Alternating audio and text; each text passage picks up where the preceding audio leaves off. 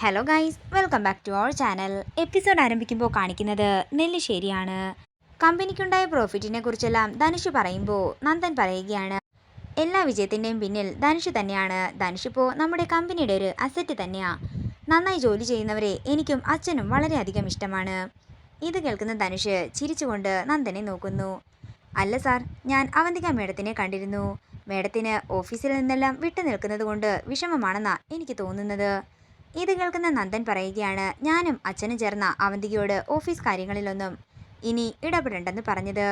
അല്ല സാർ, ഇത്രയും നാളും തിരക്കുകളിലെല്ലാം പെട്ടിട്ട് പെട്ടെന്ന് ഇങ്ങനെയൊരു വീട്ടിൽ ഇങ്ങനൊരവസ്ഥയിലായിപ്പോയപ്പോൾ ധനുഷേ, എൻ്റെ ഭാര്യ ആയതുകൊണ്ട് പറയുന്നതല്ല. അവന്തികയെ പോലെ ഒരാളെ വീട്ടിലിരിക്കുന്നത് തന്നെയാണ് നല്ലത്. അതിൻ്റെ കാരണമെല്ലാം ഞാൻ സൗകര്യം പോലെ പറഞ്ഞു തരാം. പിന്നെ ധനുഷിൻ്റെ താമസത്തിൻ്റെ കാര്യമൊക്കെ എന്തായി? ഒന്നും ആയിട്ടില്ല സാർ. ബാച്ചിലർ ആയതുകൊണ്ട് ആരും വീട് തരുന്നില്ല. പിന്നെ ഒരൊറ്റ മുറിയിലാണ് ഇപ്പോൾ താമസിക്കുന്നത്. പിന്നെ ഈ 3 നേരത്തെ ഹോട്ടൽ ഭക്ഷണം അത് വലിയ മടുപ്പാ. ഇത് കേൾക്കുന്ന നന്ദൻ പറയുകയാണ്, എന്നാൽ ധനുഷ് ഒരു കാര്യം ചെയ്, ഇന്ന് മുതൽ ഇവിടുത്തെ ഔട്ട് ഹൗസിൽ താമസിക്കാം. സാറിന് ബുദ്ധിമുട്ടാകില്ലേ എന്ന് ധനുഷ് ചോദിക്കുമ്പോൾ, എനിക്ക് ബുദ്ധിമുട്ടൊന്നുമില്ല. ധനുഷിന് എന്തെങ്കിലും കുഴപ്പമുണ്ടോ എന്ന് നന്ദൻ ചോദിക്കുന്നു. എനിക്ക് കുഴപ്പമൊന്നുമില്ല. ഒരു കട്ടിലും ഒരു കസേരയും അതുമാത്രം മതി. എത്രയും പെട്ടെന്ന് എല്ലാം അറേഞ്ച് ചെയ്തിട്ട് ഞാൻ ധനുഷിനെ അറിയിക്കാമെന്ന് നന്ദൻ പറയുമ്പോൾ നന്ദനോട് യാത്ര പറഞ്ഞ് ധനുഷ് ഇറങ്ങുന്നു. അതേസമയം സ്നേഹ ജ്യൂസുമായിട്ട് വരികയാണ്. അയ്യോ, പുള്ളി പോയോ എന്ന് സ്നേഹ ചോദിക്കുമ്പോൾ, പിന്നെ എത്ര നേരമായി നീ ജ്യൂസ് ഉണ്ടാക്കാൻ പോയിട്ടെന്ന് നന്ദൻ ചോദിക്കുന്നു. അത്രയും പറഞ്ഞ് നന്ദൻ അകത്തേക്ക് പോകുമ്പോൾ സ്നേഹ പെട്ടെന്ന് തന്നെ പുറത്തേക്ക് ചെല്ലുകയും ധനുഷിന് ജ്യൂസ് കൊടുക്കുകയും ചെയ്യുന്നു. ജ്യൂസ് കുടിച്ചിട്ട് ധനുഷ് പറയുകയാണ്, ഇഷ്ടമായി ജ്യൂസ് അല്ലേ എന്ന് സ്നേഹ ചോദിക്കുമ്പോൾ, അതല്ലെന്നും പിന്നീട് പറയാമെന്നും പറഞ്ഞ് ധനുഷ് അവിടെ നിന്ന് പോകുന്നു. അതേസമയം ഇതെല്ലാം നോക്കി നിൽക്കുകയാണ് അർച്ചന. പിന്നീട് കാണിക്കുന്നത് ധനുഷ് പോയതിനു ശേഷം അവന്തികയെ വിളിക്കുന്നതാണ്. ഞാൻ പോയതിനു ശേഷം അർച്ചന എന്തെങ്കിലും പറഞ്ഞോ എന്ന് ധനുഷ് ചോദിക്കുമ്പോൾ ഒന്നും പറഞ്ഞില്ലെന്നും എന്നാലും നമ്മൾ അവളെ സൂക്ഷിക്കണമെന്നും അവന്തിക പറയുന്നു. ഇനി ഇവിടെ വരുമ്പോൾ എന്താണെങ്കിലും സൂക്ഷിക്കണമെന്ന് അവന്തിക പറയുമ്പോൾ, അതിനിനി ഞാൻ എവിടേക്കെങ്കിലും പോയാലല്ലേ. ഞാൻ ഇനി മുതൽ താമസിക്കാൻ പോകുന്നത് നെല്ലിശ്ശേരിയിലാണെന്ന് ധനുഷ് പറയുന്നു. ഇത് കേൾക്കുന്ന അവന്തിക ഞെട്ടലോടെ നിൽക്കുകയാണ്. എനിക്ക് വീടൊന്നും ശരിയാകാത്തത് കൊണ്ട് നിങ്ങളുടെ ഔട്ട് ഹൗസിൽ താമസിക്കാൻ നിന്റെ ഭർത്താവ് എനിക്ക് അനുവാദം തന്നിട്ടുണ്ട്. ഇത് കേൾക്കുന്ന അവന്തികയ്ക്ക് സന്തോഷമാവുകയാണ്. പിന്നെ നീ എത്രയും പെട്ടെന്ന് സാധനങ്ങളെല്ലാം എടുത്ത് വരാൻ നോക്ക്. ഈ തീരുമാനം എങ്ങാനും അർച്ചന അറിഞ്ഞാലേ പിന്നെ ആ തീരുമാനത്തിൽ മാറ്റം വരാൻ സാധ്യതയുണ്ട്.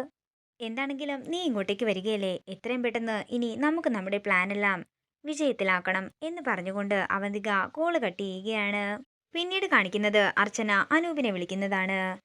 ഏട്ടാ, ഒരു കാര്യം അറിയാൻ വേണ്ടിയാ ഞാൻ വിളിച്ചത്. നമ്മുടെ ഓഫീസിൽ വൈസ് പ്രസിഡന്റ് ആയിട്ട് പുതിയൊരാൾ എത്തിയിട്ടില്ലേ, അയാളെക്കുറിച്ച് അറിയാൻ വേണ്ടിയാ ഞാൻ വിളിച്ചത്. ജോലിയിൽ അയാൾ മിടുക്കനാ മോളെ എന്ന് അനൂപ് പറയുമ്പോൾ, ഇവിടെ എല്ലാവരുമായിട്ട് നല്ല ബന്ധമുണ്ട്, അതുകൊണ്ട് ഒന്നറിഞ്ഞിരിക്കാമെന്ന് കരുതിയതാന്ന് അർച്ചന പറയുന്നു. എന്താ മോളെ, എന്തെങ്കിലും പ്രശ്നമുണ്ടോ എന്ന് അനൂപ് ചോദിക്കുമ്പോൾ, ഒന്നുമില്ല ഏട്ടാ എന്ന് പറഞ്ഞ് അർച്ചന കോള് കട്ട് ചെയ്യുന്നു. പിന്നീട് കാണിക്കുന്നത് വൃന്ദാവനമാണ്. നേരം രാത്രിയാകുന്നു.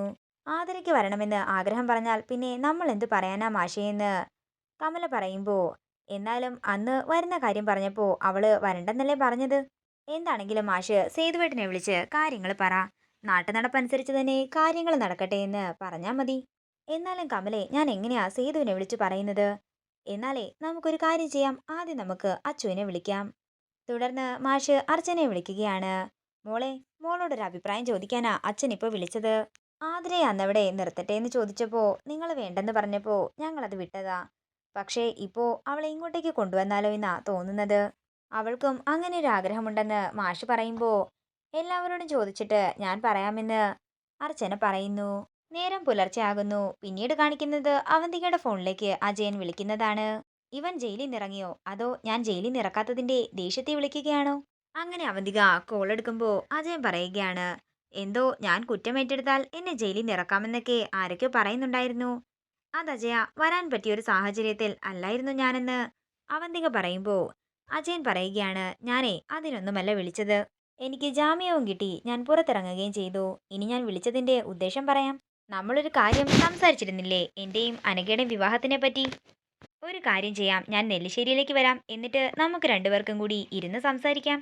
ഞാൻ നിന്നെ വിളിക്കാമെന്ന് പറഞ്ഞ് അവന്തിക കോള് കട്ട് ചെയ്യുന്നു.